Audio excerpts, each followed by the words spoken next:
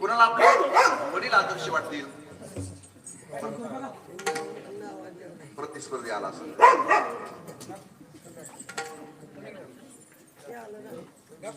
तूच थांबावा एकटा नाही थांबत तू. म्हणला माझं आज कीर्तन नाव असतं नाव घेतलं असतं, शूटिंग असतं कॅमेरा फिरवला असता तुझ्यावर. झाले की त्याचं शूटिंग माझ्या. वा गेला गेला विठाला विठाला विठाला.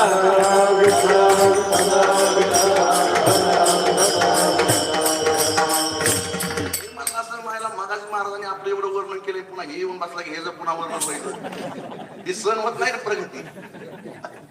प्रगती काय होत त्याचा तो स्वभाव आहे, मुळात कुत्र्याचा स्वभाव आहे की त्याला प्रगती सण होत नाही, गती सण होत नाही.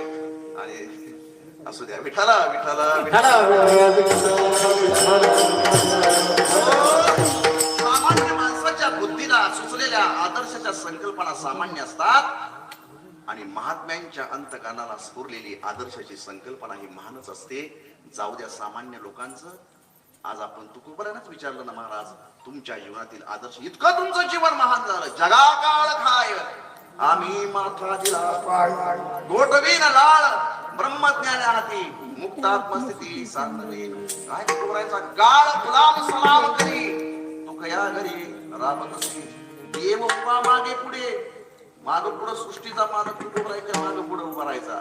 किंबहुना तुकाराम तुकाराम नाम घेता जग यमाला घाबरतय आणि यम मात्र तुकोबारांच्या नावाला घाबरतोय. तुकोबाराया तुमचं जीवन एवढं आदर्श झालं, कशा तुमच्या आदर्शाच्या संकल्पना